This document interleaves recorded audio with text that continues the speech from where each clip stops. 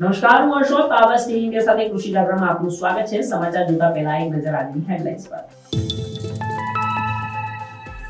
છેલ્લા 3 મહિનાથી સતત વધી રહેલા ફૂડ મોંઘવારી દર ઘટશે, ખાદ્ય ચીજ વસ્તુઓ સસ્તી કરવા સરકારનું ખાસ રણનીતિ। ગુજરાતમાં રેકોર્ડ તોડ્યો, ખેડૂતોએ 5.30 લાખ હેક્ટરમાં જીરુંનું વાવેતર કર્યું। રાજકોટમાં દેશનો પ્રથમ લાયન સફારી પાર્ક બનશે, મોદી સરકારે આપી માહિતી। 2024 ની શરૂઆતમાં જ ગુજરાતમાં પડશે માવઠું, 5 દિવસ માટે અંબાલાલ પટેલની આગાહી।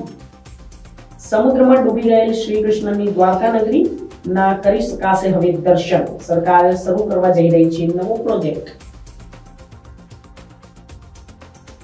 સમાચાર જોઈશું વિસ્તારથી।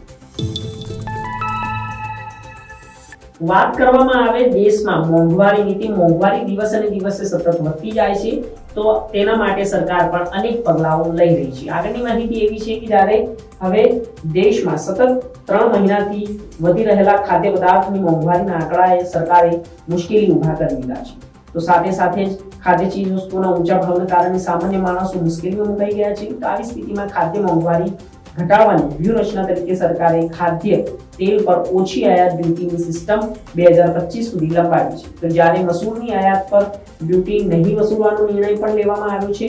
તો આ સિવાય સરકાર મેટ્રો સ્ટેશનના નફેડ ફૂડ સ્ટોર ખોલવા જઈ રહી છે, જ્યાં સસ્તા દરે ખાદ્ય પદાર્થો મળશે। આ સિવાય સરકારે ડુંગળી અને ચોખા સહિત અનેક ખાદ્ય ચીજોની નિકાસ પર પહેલાથી જ કડકતા લાદી દીધી છે।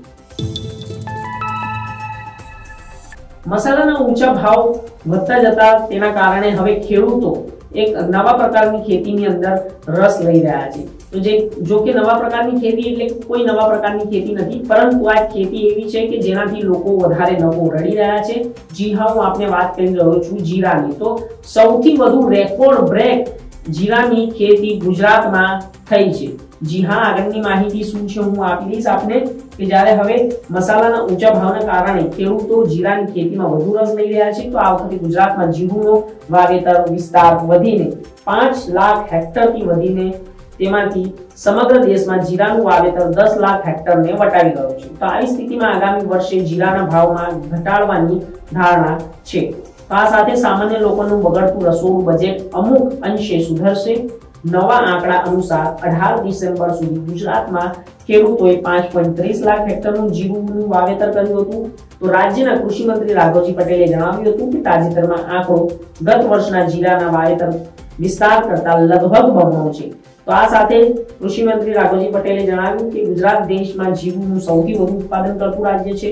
તો તેમણે કહ્યું કે આ વર્ષે જીરાના વાવેતરમાં 2.54 લાખ હેક્ટરનો વધારો થયો છે। તો આ પહેલીવાર જ છે જ્યારે ગુજરાતમાં જીરાનું વિસ્તાર 5 લાખ હેક્ટરના આંકડે સ્પર્શ્યો છે।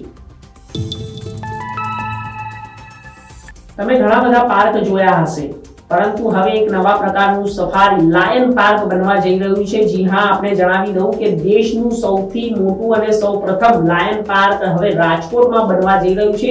તેને સરકારે મંજૂરી પણ આપી દીધી છે। આગળની માહિતી શું છે હું આપને જણાવીશ કે જ્યારે હવે રાજકોટમાં દેશનું પ્રથમ લાયન સફારી પાર્ક મનપા દ્વારા બનાવવામાં આવશે, જ્યાં 33 હેક્ટર જગ્યામાં 30 કરોડના ખર્ચે લાયન સફારી પાર્ક બનાવવામાં આવશે। અત્રે જણાવીએ કે 2026માં જીપમાં બેસીને લોકો સિંહ દર્શન કરી શકશે, જે અનુસંધાને કેન્દ્ર સરકારે પાર્ક બનાવવાની મંજૂરી આપી છે।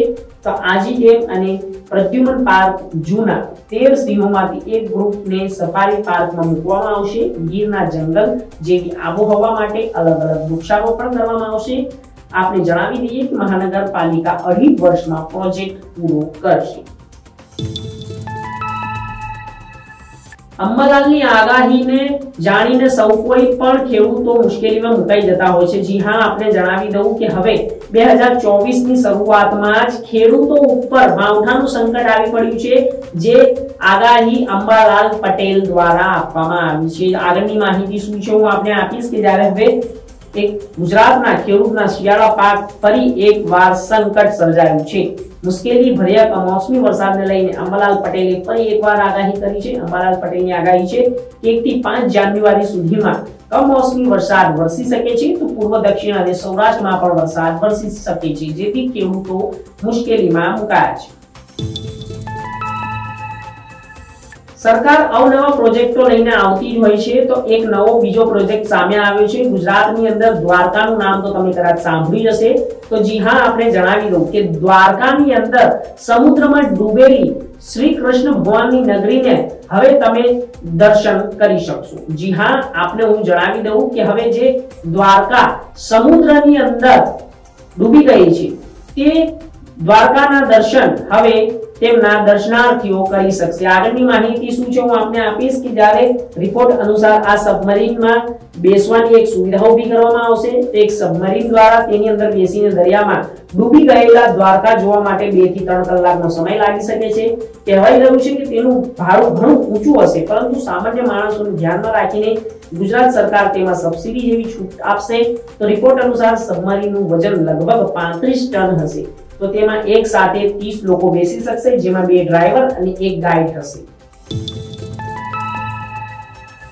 તો હાલ સમાચારોમાં બસ આટલું જ. દેશ દુનિયાને એગ્રીકલ્ચર ન્યૂઝ માટે જોતા રહો કૃષિ જાગરણ. નમસ્કાર.